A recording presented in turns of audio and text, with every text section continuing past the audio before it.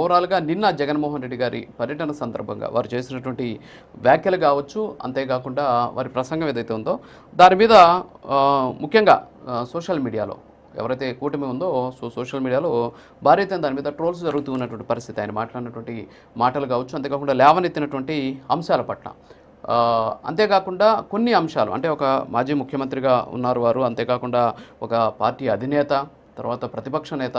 So ఇలాంటి సందర్భంలో ఆయన మాట్లాడేటటువంటి ప్రతి మాటకి కూడా ఖచ్చితంగా ఒక రకమైనటువంటి అధికారికత ఉంటుంది. సో మరి అలాంటి సందర్భంలో ఆ అథెంటికేషన్ ఏదైతే ఉంటుందో అది లోపిస్తుందేమో అనేటటువంటి అనుమానాలు వ్యక్తమవుతున్నాయి. సో కావాలనే జగన్మోహన్ రెడ్డి గారికి ఉన్నటువంటి క్రెడిబిలిటీని దెబ్బతీయడానికి ఎవరైనా సరే కుట్ర చేస్తున్నారేమో, వెనక నుంచి కొన్ని శక్తులు ఏమైనా పనిచేస్తున్నాయేమో అనేటటువంటి అనుమానాలు కూడా వ్యక్తమవుతున్నాయి. ఎందుకంటే కళ్ళ ముందు కనిపిస్తున్నటువంటి అంశాలను కూడా ఆయన అక్కడికి వచ్చి చెప్పేటటువంటి పరిస్థితిని బట్టి చూస్తూ ఉంటే సరైనటువంటి సమాచారం ఇవ్వకుండా ఆయన్ని మాయ చేస్తున్నారేమో అనేటటువంటి అనుమానాలు కూడా వ్యక్తమవుతున్నారు. మరి చూద్దాం. కారుమంచి రమేష్ గారు, గుడ్ మార్నింగ్. సో ఏంటి ఎలా చూడొచ్చు అంటారు? అంటే ఇప్పుడు రెగ్యులర్గా ఇప్పుడు మీరు ఉన్నారు, మీకు తెలుసు అసలు ఏం జరిగింది అనేది, మీరు ఎప్పటి నుంచో కూడా ఫాలో అవుతూ ఉన్నటువంటి పరిస్థితి, ఆ కేసులో ఏం జరిగింది అనేది చూసాం, అన్నీ తెలుసు. సరే మీరు పార్టీ పక్కన పెట్టేస్తే మా కారుమంచి రమేష్ గారుగా మీకు అన్నీ తెలుసు.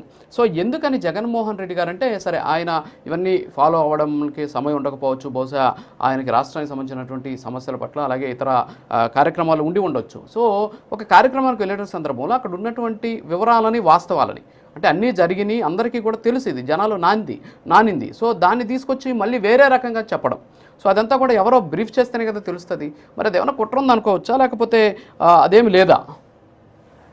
రాజు గారు, మీకు ప్యానల్లో ఉన్న సభ్యులకు అలాగే ప్రైమ్ నైన్ వీక్షకులందరికీ వెరీ గుడ్ మార్నింగ్ అండి. ఇప్పుడు మీరు ఓపెనింగ్ రిమార్క్స్లో మాట్లాడుతూ పొరపాటున ప్రమాదం చేస్తే కేసు పెడతారా అని చెప్పి జగన్మోహన్ రెడ్డి గారు మాట్లాడారు. అలా ఇంకా కొన్ని పాయింట్స్ చెప్పడం జరిగింది. అలాగే జనసేన ఆయన మాట్లాడుతూ అల్లరి సృష్టించడానికి భోగాపురం ఎయిర్పోర్ట్ గురించి రేపు ఓపెనింగ్ ఉంది, దాని గురించి అల్లర్లు సృష్టించడానికి ఆయన వెళ్ళారు, బాధితులను పరామర్శించాలి కానీ ఈయన్ని పరామర్శించడం ఏంటి అని చెప్పి ఆయన మాట్లాడటం జరిగింది. ముందుగా వాటికి నేను సమాధానం చెప్పదలుచుకున్నాను. ఎందుకంటే ఇప్పుడు జగన్మోహన్ రెడ్డి గారు మాట్లాడిన మాటల్ని మీరు క్లియర్గా మొట్టమొదటి నుంచి ఫాలో అయ్యారు లేదు, ఒకసారి పూర్తి వీడియో చూడండి. ఆయన క్లియర్గా చెప్పడం జరిగింది, పొరపాటున ప్రమాదం జరిగితే ఇంటెన్షనల్గా కాదు, అన్ఫార్చునేట్గా జరిగిన ప్రమాదం, చేయాలనే ఉద్దేశం ఎవరికీ ఉండదు. ఇవన్నీ చెప్పి అప్పుడు ఆయన పొరపాటున జరిగిన ప్రమాదాన్ని హత్యానేరం కింద నమోదు చేసి ఈ రోజున సీదిరి అప్పలరాజు గారి కుటుంబాన్ని, సీదిరి అప్పలరాజు గారిని ఇబ్బందులు పెట్టే విధంగా ఈ కూటమి ప్రభుత్వం కక్ష సాధింపు చర్యలకు పాల్పడుతుంది అని చెప్పి ఆయన క్లియర్గా మాట్లాడటం జరిగింది. కానీ మీరు ఆ వీడియో మొత్తంలో కొంత ఆ పొరపాటున కేసు పెడితే, ప్రమాదం చేస్తే కేసు పెడతారా అని చెప్పి జగన్మోహన్ రెడ్డి గారు మాట్లాడినట్లుగా మీరు మాట్లాడారు. దాన్ని ఒకదాన్ని మీరు సరి చేసుకోవాలి.